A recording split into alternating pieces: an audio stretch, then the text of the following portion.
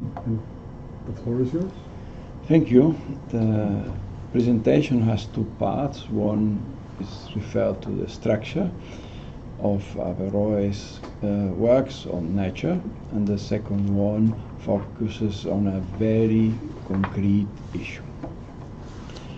Averroes wrote three kinds of commentaries on Aristotle's works. Also, the first kind shouldn't be called a commentary. Since it is a kind of abstract of the original work, the Arabic term is muhtasar, or it is known as being a part of a collective work of the Jawami that abridge a group of Aristotle works. In the Latin Middle Ages and into the Renaissance, Averroes was best known for his long commentaries, and he brought them only on those works of Aristotle that he considered to be of main import, and they are five: the Posterior Analytics, Physics, On the Heavens, On the Soul, and the Metaphysics.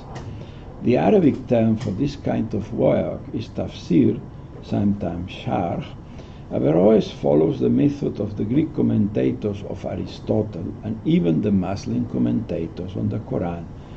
He reproduces the Arabic translation of the selected passage, and then he proceeds to comment on its sentences, or he may extend in an often long digression about issues that are of his concern. When writing his long commentary, Averroes could already read the complete text of the Metaphysics that had been translated by Ustad Eustathius for the philosopher Al-Kindi, who died in 1873. But this translation probably lacked of the first book, Alpha Meizon. However, the first two books of the Metaphysics appear in reverse order with respect to the Greek. Alpha Elaton is placed before Alpha Meizon. As Cecilia Martini writes, Alpha Meizon is very critical of Plato's doctrines, and his absence from the first translations made it easier for the general understanding of the metaphysics.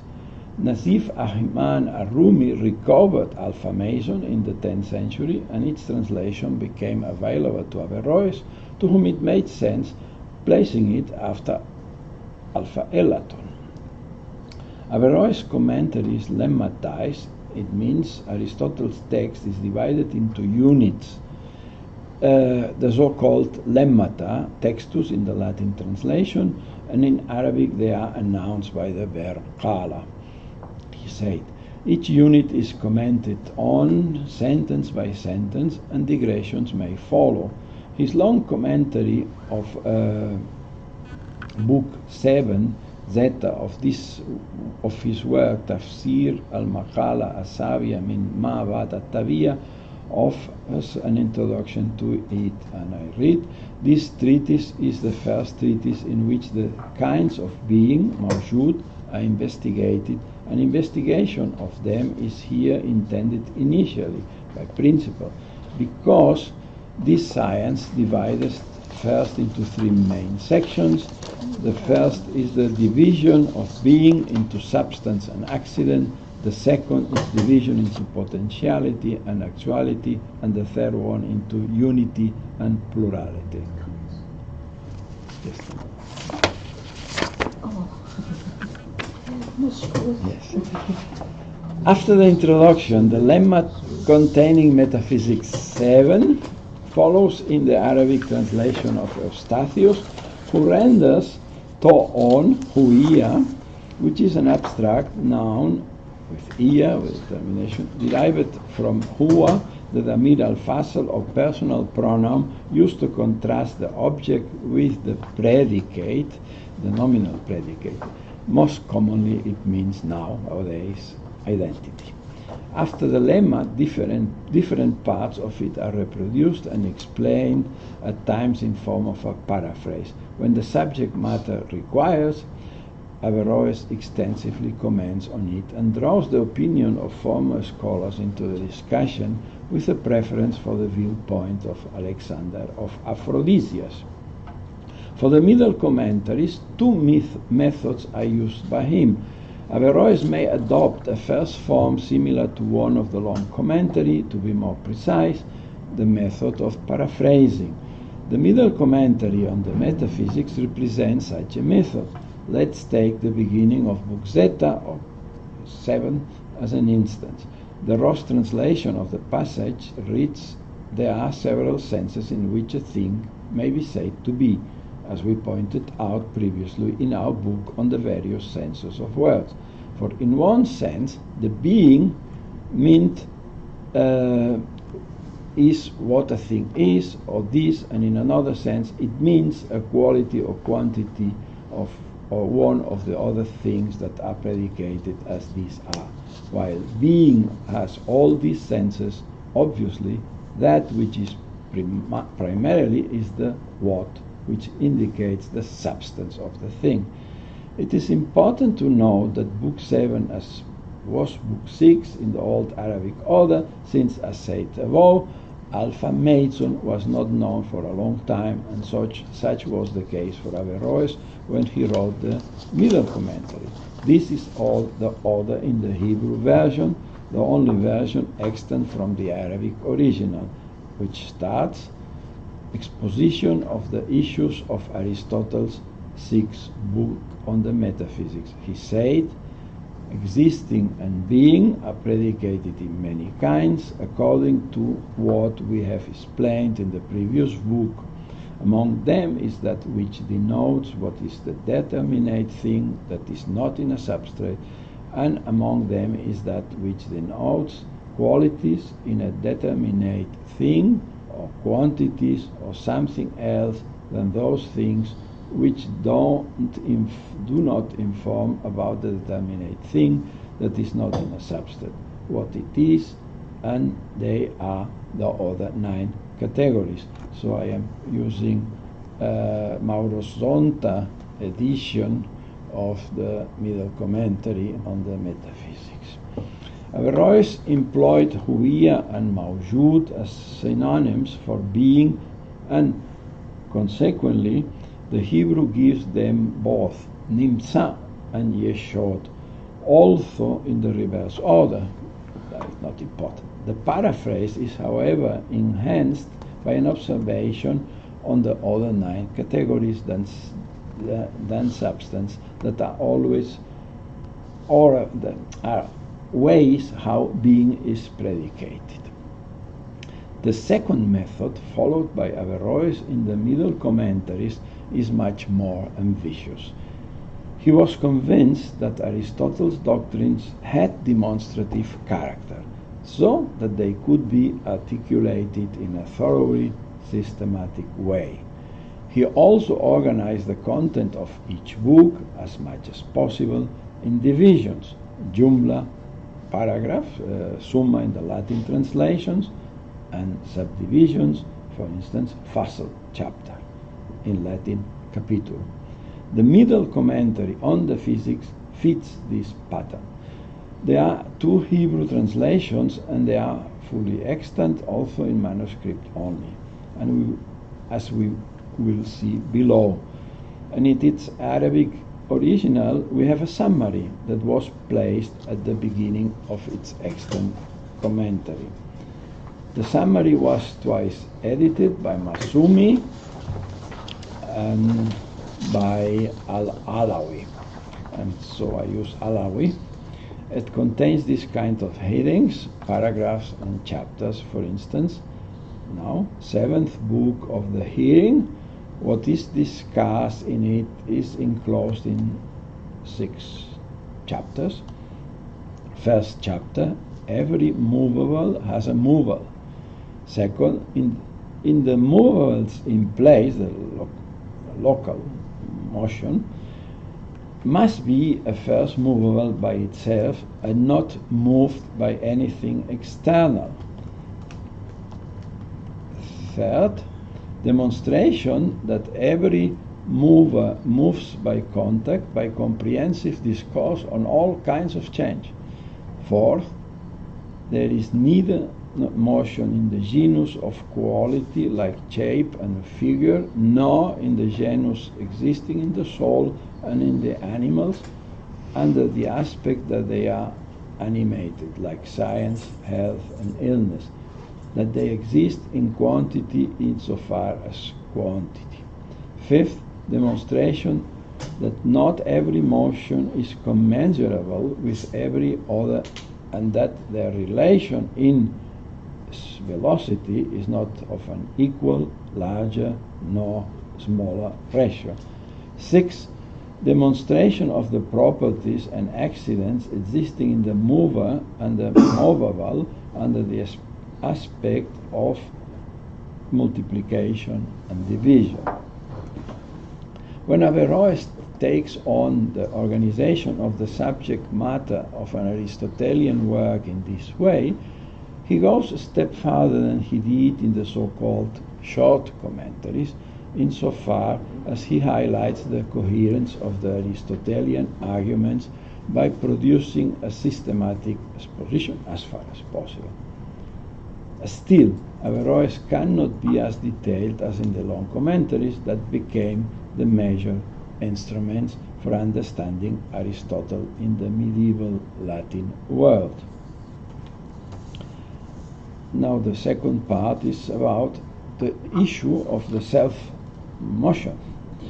Aristotle's physics deals with a wide range of issues extending from mechanics to metaphysical concepts such as cause or principle. I would dare to say that Averroes' contributions are related to at least these three issues. Questions. Is motion a category in itself? Are there minimal parts of the elemental bodies? How are Aristotle's arguments for the existence of the first and moved mover to be understood? When he pleaded for the existence of a first and moved mover, he developed a cosmological theory that would reverberate in theological doctrines.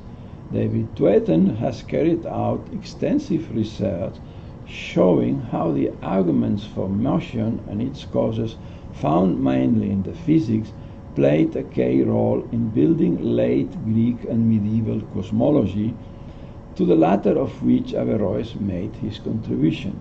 Tweeden shows us that the Arabic philosophers had, I quote, an understanding of Aristotle's cosmology heavily influenced by the intermediate Greek thought.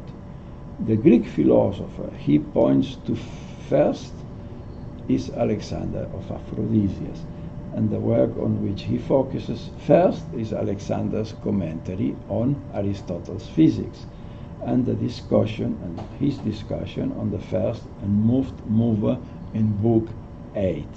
Alexander's commentary is lost, but Marwan Rashed succeeded in reconstructing some of its parts, so the book is available here.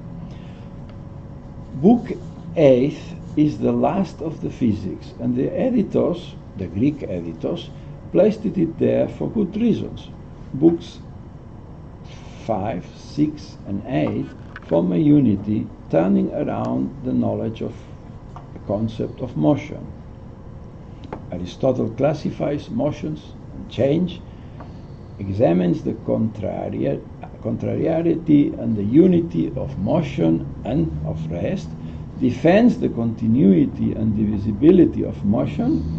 He concludes, he realized that there always has been and will be motion, proves that what is moving is moved by something else, but that a first mover is needed that is not moved by anything else, and concludes that there is a first mover that is eternal and one.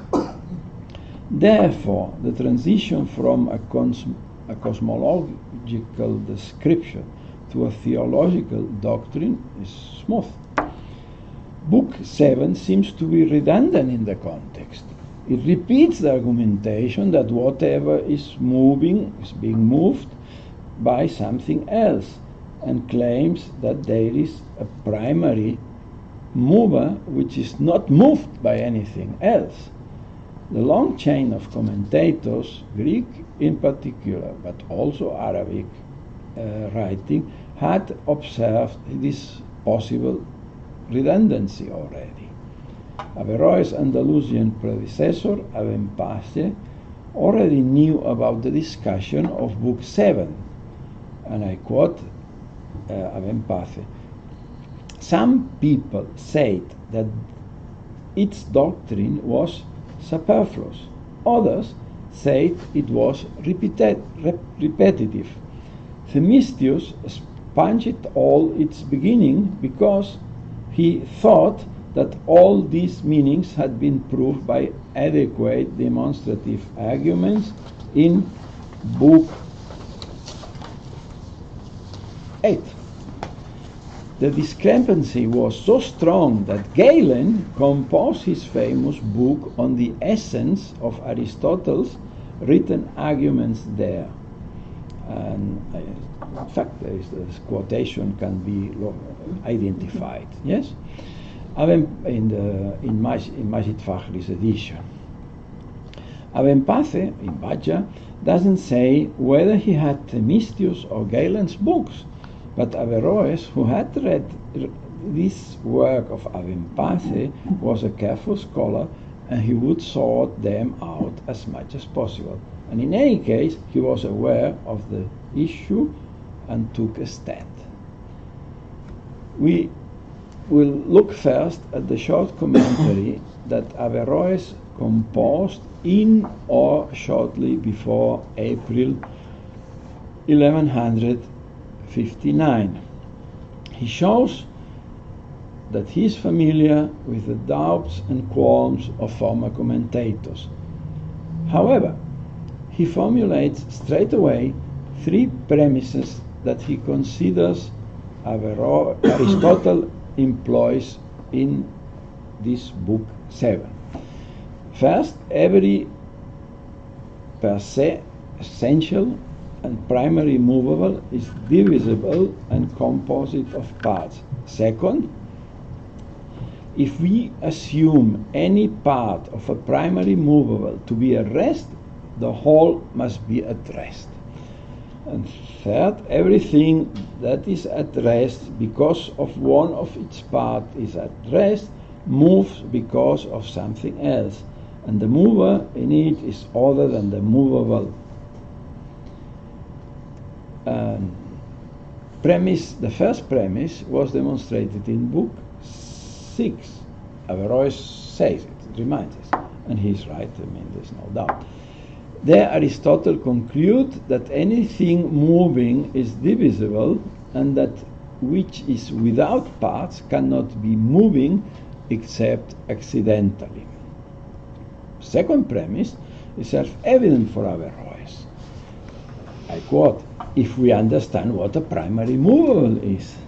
According to him, a primary movable is that movable which doesn't move because of one of its parts, and he names the four elements: fire, air, water, and air, and earth, as instances of primary movables. Physics 8.4 may be the passage that inspires Averroes, since there Aristotle faces the so-called natural motion, for instance, of fire or earth, and asserts that such movables contain the principle of motion in themselves and not accidentally. Nevertheless, Alexander seems to be his main source of inspiration, and I refer to a scholium edited by Marwan Rashid. The third premise is again self-evident for Averroes, because if the primary movable ceases from motion because of one of its parts, it is not moved by itself. If the mover were the movable, the rest of it would come to standstill in this case. And this the passage I translated it from the Jawami. Averroes' use of these premises here has an antecedent in Alexander of Aphrodisias. Franz Rosenthal had described and later Shlomo Pines analyzed an Istanbul manuscript in which Alexander refuted Galen's innovative ideas, criticizing and amending Aristotle's natural philosophy. Nicolas Rescher and Michael Marmura used this manuscript and another, a better one from the Escorial Library, for their edition of an English translation with the title The Refutation by Alexander of Aphrodisias of Galen's Treatise on the Theory of Motion. There we read that Galen maintained that the whole can move while one of its parts is at rest, and disputed the arguments of Book 7. Alexander refuted him, analyzing the distinctions between per se, per accidens, but Galen had said something. Since this is I added because I think it's not on the paper. Since the things whose natural principle of motion is in them are the first simple bodies, and since these consist of similar parts, the part in these things is no other than the whole. No other than the whole. Hence, Aristotle was not definitely right with respect to continuous things in holding that when one part of them stops, the whole then stops. In his answer, Alexander pointed to the fact that there are smallest possible parts of the elements, so that indeed the part is other than the whole. Interestingly, Averroes emphasizes the latter aspect. There are minimal parts or magnitudes of the elements that have the capacity of motions. If there were less apart, it couldn't move. Ruth Glasner has discovered the influence of Alexander of Aphrodisias upon Averroes, in particular concerning this question. Thanks to her research, we are able to understand the remarks that Averroes makes already in his short commentary on what is a primary movable. And I quote, "This doubt arises in the elements, and there, I mean the first movable and per se, is the smallest magnitude of fire that can't move upwards, or the smallest magnitude of earth that can move downwards." Glasner's monograph bears the title Averroes' Physics, a turning point in medieval natural philosophy. She has masterfully dealt with the complexity of Averroes' sources, and her philological work has shed new light in issues that concern Averroes. And here just this is the text we have of Ruth Glasner. These were issues that concerned Averroes and were of import for the development of natural science. One of them is the Aristotelian doctrine of the continuum as opposed to atomism.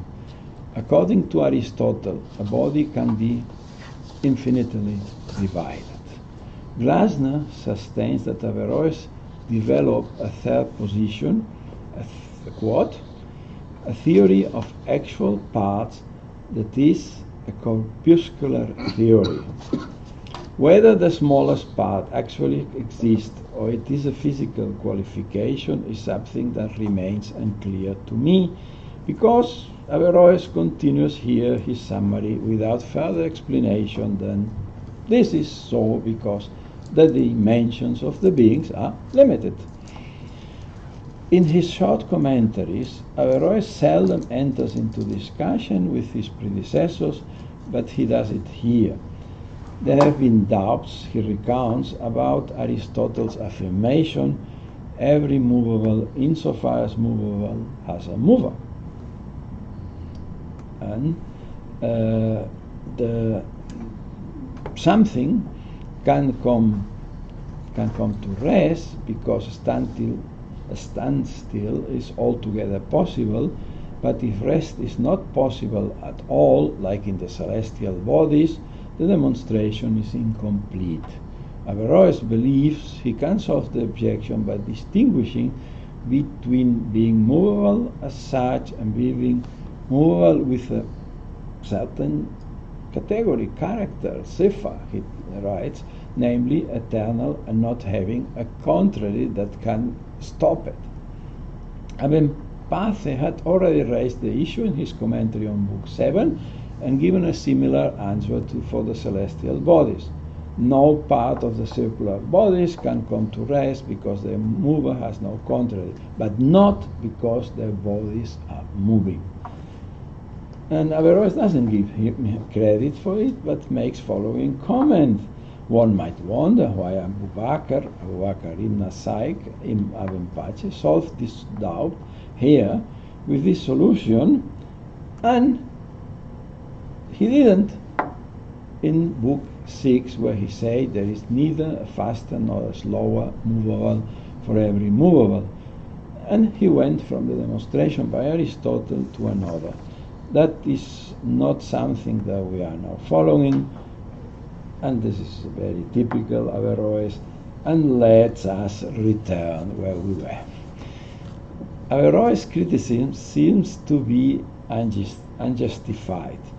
Next, the text of the short commentary proceeds to summarize the arguments of Physics 7 regarding a first movable and a first mover that are found also in the middle commentary. For this reason, I want now to compare what Aristotle has just said here with what he says in the middle commentary. Averroes finished what we should consider the first drafting of the middle commentary in Seville on 1st Rajab 565.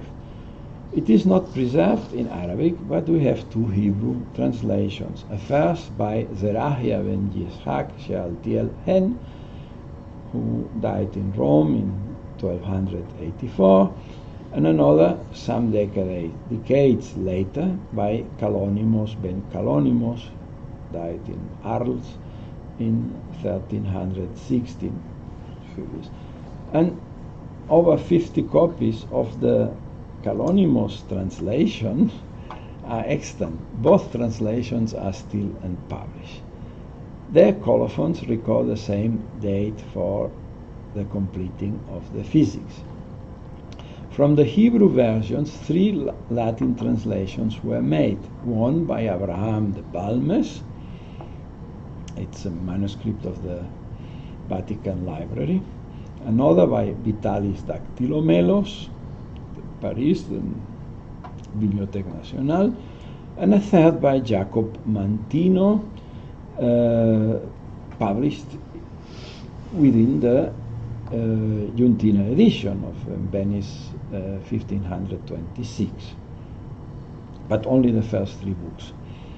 All of them were men of the Italian Renaissance. Abraham de Balmes ben Meir was a Jewish physician from Lecce.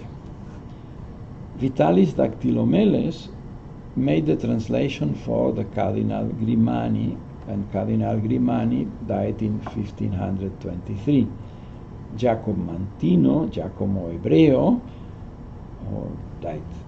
is the one who died latest, was also a Jewish physician whom David Kaufman devoted a well-known monograph in the 19th century. Folio 169 of the Vatican Rector of the Vatican manuscript has the same colophon as the Hebrew versions. The work of this exposition was finished on Saturday, 1st of Rajab of the year 568, according to the Moorish computing in the town of Seville.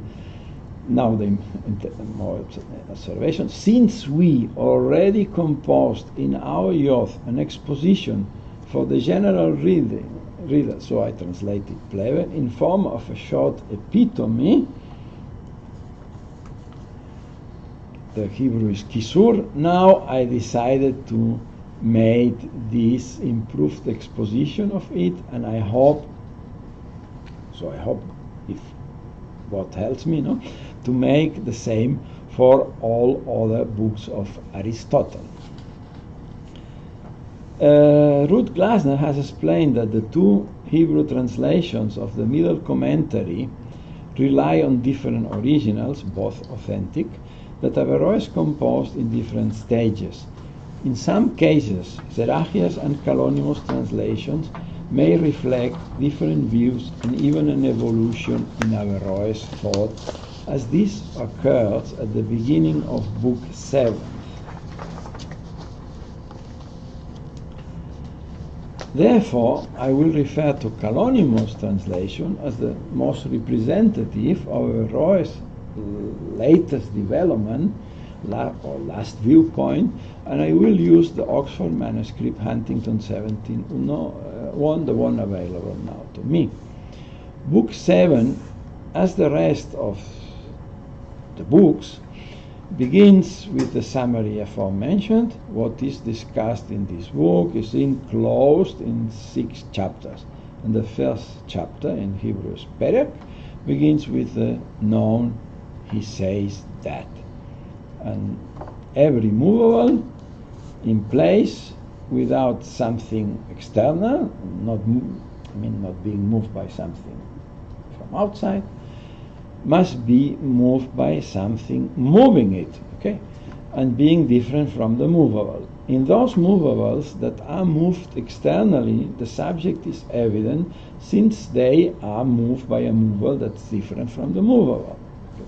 That about which doubts arise is about those things that move in place without something external, and in particular the simple bodies. Yes?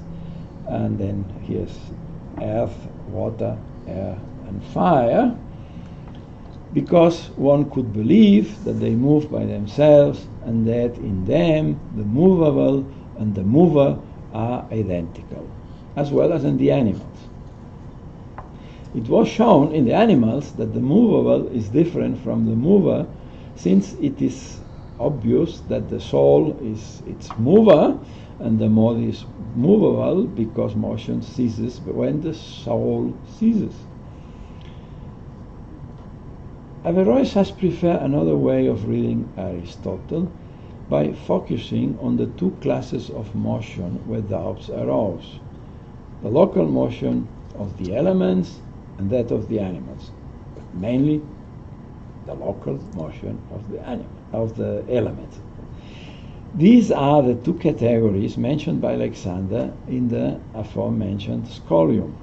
The natural motion of the elements seems to be more relevant in the context. Next, he defines what a primary and per se an essential movable is, and this should help to see how he understands Aristotle. A per se movable is moved by itself and can be primary or not. A primary movable doesn't move because one of its parts moves by itself, or it can move. What's happened now to me? I did something wrong? No. What's happened? Eh? Use the printed version. No. It should be not. Maybe it's just because. Yes, because one of its parts moves by itself, or it can move. No. Here is Glasner's translation of the passage. Yes. I was just suggesting maybe it's because one of its parts moves or can move by itself. Yes. Yes. This is the Glasner's text. The demonstration of this, of Aristotle's moving agent argument, as she calls it, is that which is moved essentially is either first or not first. The first moved is that which is not moved due to a part of it that is moved essentially or can be moved essentially. For example, a part of earth or water so small that no smaller part can assume the form of water. For a numbered magnitude, and here is where I change the translation, magnitude is inherent to the natural bodies. The not first moved is that which is moved by as a whole because a part of it moves essentially. For instance, the motion of any magnitude of earth greater than the smallest part, or the local motion of an animal due to the vital heat that is in it. It is thus clear that the not first moved is moved by something else, which is the first moved. This is the translation where there is a small problem with this, what is numbered or not numbered, and she preferred reading with saying it's bounded. Mm-hmm. I would like to call attention to the distinction that Averroes makes. I'm sorry.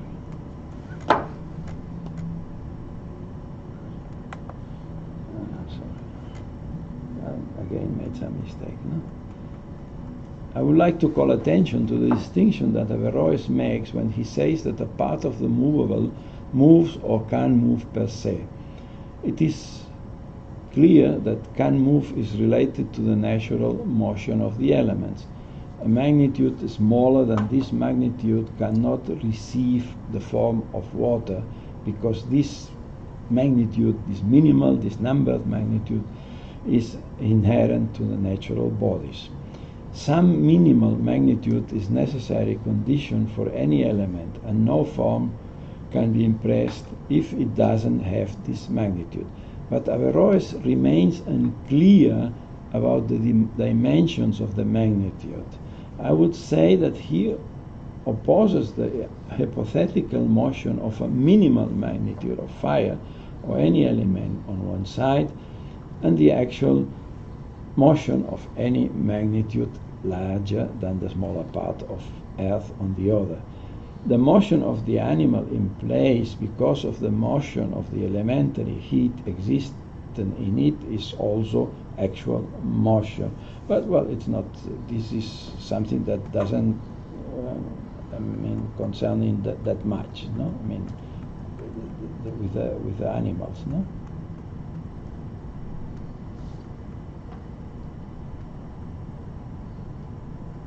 Therefore, the natural motion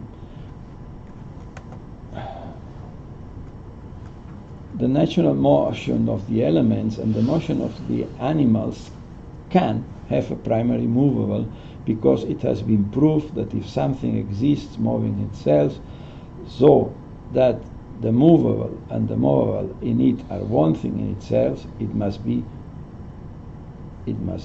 primary. No?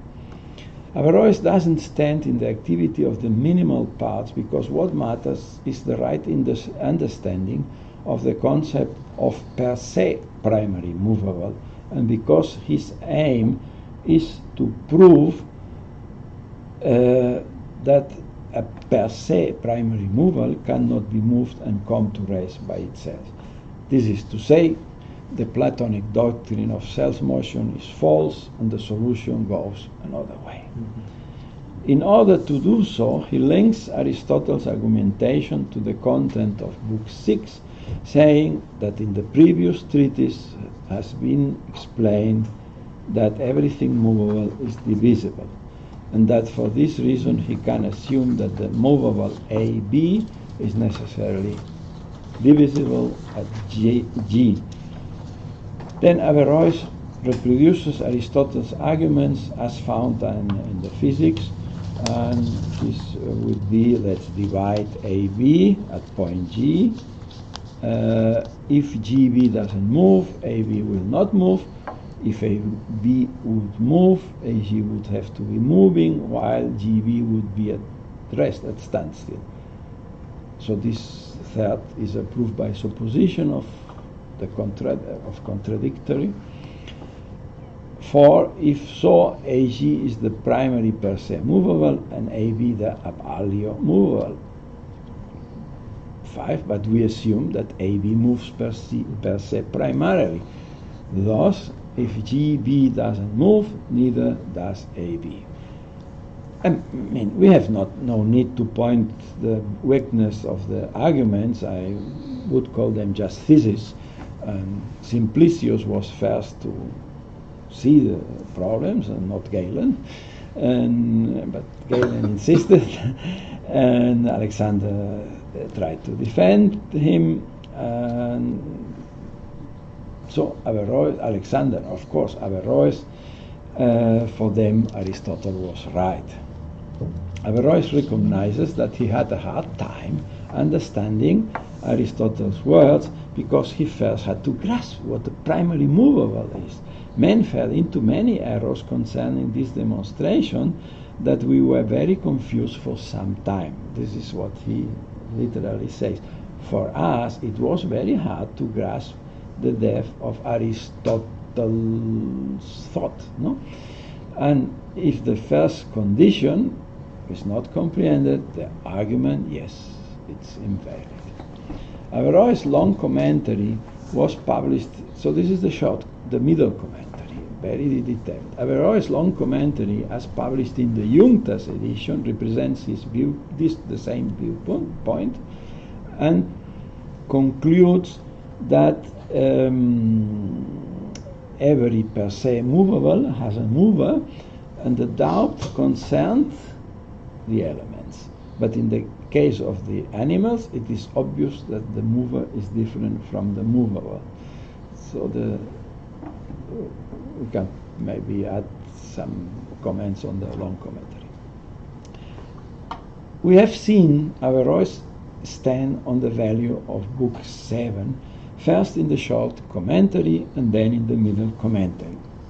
Ruth Glasner has shown the steps of an evolution in her detailed analysis of all available commentaries, and in particular of the Hebrew translations and their manuscripts. For this reason, I refer to her work.